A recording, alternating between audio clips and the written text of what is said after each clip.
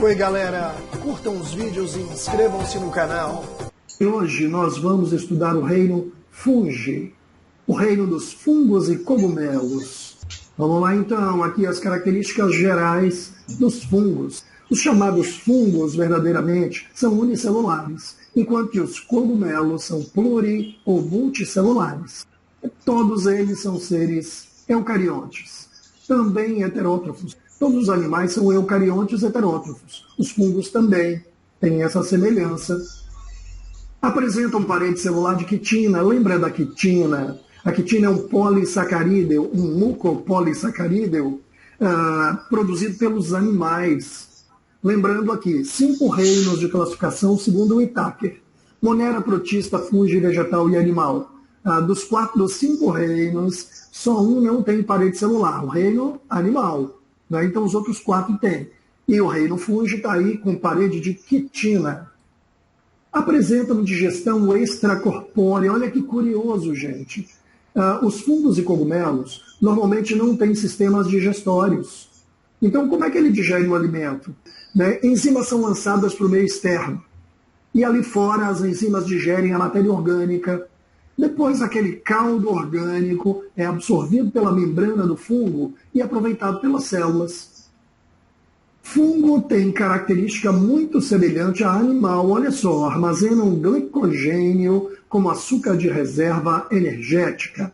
Nós, animais, também armazenamos o glicogênio no fígado e nos músculos. Fungos se reproduzem da mesma forma que os grupos vegetais. Como assim? A alternância de gerações é representada por uma fase sexuada, com gametas, e uma fase assexuada, sem gametas. Também são características dos fungos ocuparem ambientes úmidos, quentes, ricos em matéria orgânica. Então, peraí, o mofo se desenvolve em locais abafados com umidade. Então, um ambiente arejado, ventilado, os fungos já têm uma grande dificuldade de instalação. Outra característica é que os fungos podem ser usados por nós de várias maneiras. Alguns são comestíveis, como o champignon, o shiitake. Alguns são usados para a extração de substâncias químicas, né, da farmacologia, por exemplo, alguns tipos de antibióticos. E algumas espécies são decompositoras. Gente, a palavra saprófago significa que este organismo se alimenta de matéria em decomposição. São agentes decompositores junto com as bactérias da natureza. Muitos fungos ainda são parasitas, frieiras, impinges, micoses. Né? Existem várias infecções causadas por fungos. Então, alguns ainda são mutualísticos. Que é isso? Uma relação ecológica em que o fungo se associa a outros organismos. Então, por exemplo, os líquens são associações de fungos e algas. Enquanto a alga faz fotossíntese, o fungo absorve minerais e água do ambiente. E ambos vivem muito melhor juntos, então é uma relação mutualística. Então aqui eu tenho características típicas, listei 10 características. Vamos conhecer os grupos de fungos. Primeiro grupo de fungo é um grupo unicelular. Células primitivas, a partir do momento que desenvolveram parede celular de quitina e passaram a absorver nutrientes do meio, ou seja, todos heterótrofos, formando agregados de células chamadas de hifas. Surge o primeiro grupo de reprodução por esporos, que é o Chytridium ou Chytridiomycota. Então já possuem hifas, possuem esporos. Esporulação é uma forma de reprodução assexuada. Absorvem nutrientes do meio, então são heterótrofos, e a parede celular é de quitina. Aí vem a evolução, e muitos fungos eliminam a estrutura do flagelo de locomoção em meio líquido. Desenvolve-se então as colônias do zigomiceto, algumas espécies aquáticas e outras terrestres. Aquela fatia de pão mofada, na verdade, é o zigomiceto que está ali. Evolução, então, desenvolve uma estrutura chamada de corpo de frutificação, que é o cogumelo que você conhece. O ascomiceto, que se mostram como estruturas de vasilhames, como se fosse um copinho. E o tipo mais comum, que é o basidiomiceto, que é o cogumelo típico, aquele chapéuzinho, a umbrella, né, com uma haste de fixação. Está aqui a figura, que representam um champignon, por exemplo. Então, olha os 4 grupos de fungos que nós vamos analisar. Chytridium unicelulares, geralmente aquáticos. Zigomicetos, colônias, né, que apresentam seres unicelulares. Ascomiceto e Basidiomiceto, que é o mais desenvolvido. Gente, essa linha do tempo aqui, ó, representa um cladograma, um típico gráfico que representa a escala evolutiva dos fungos. Está aqui na organização estrutural dos fungos. Todo fungo tem célula com parede celular, parede de quitina. É uma célula eucarionte típica, galera, com o núcleo eucarionte envolvido pela carioteca e um citoplasma com retículo, Golgi, lisossomo, peroxissomo, todas as organelas presentes em células deste tipo evolutivo. Então, as hifas são longos filamentos de células de fungos.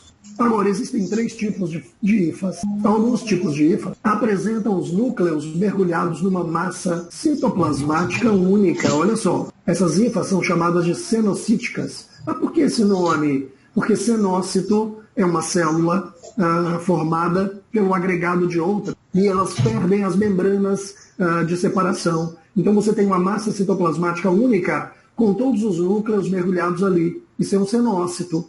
Existem fungos que têm hifas haploide, porque cada núcleo desse aqui, ó, tem a metade do número de cromossomos da espécie. E ainda existem hifas que têm 2 núcleos haploides, olha só. Ah, então é diploide? Não, você não vai usar o termo diploide para se referir a uma hifa com 2 núcleos. Ah, mas di não são 2? Ploidia não é conjunto cromossômico?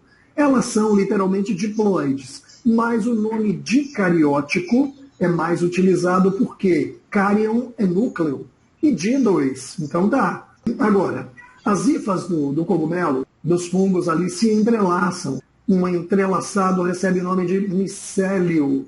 Deste agregado de hifas no subsolo, por exemplo, elas se organizam e acaba crescendo o que você chama de corpo de frutificação, ó. O próprio cogumelo. Está aqui um cogumelo típico, chamado de talo também.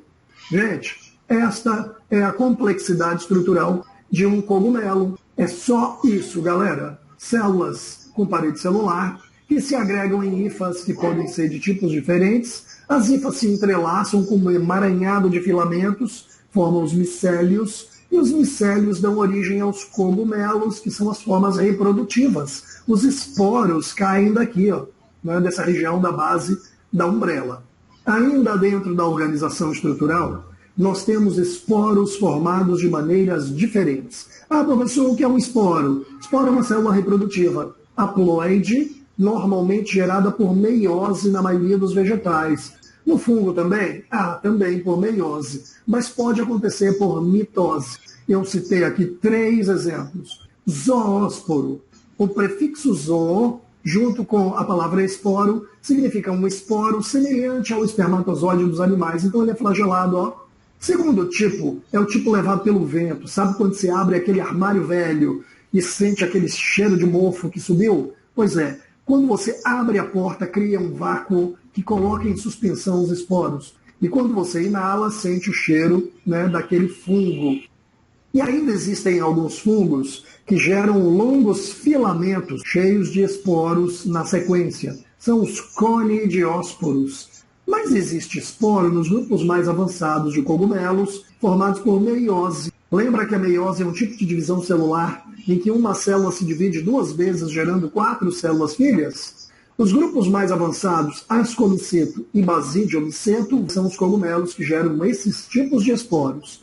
Cada peça marrom está dentro de um compartimento chamado asco. Por que o nome asco? Cheio de ascósporos, esporos do ascomiceto.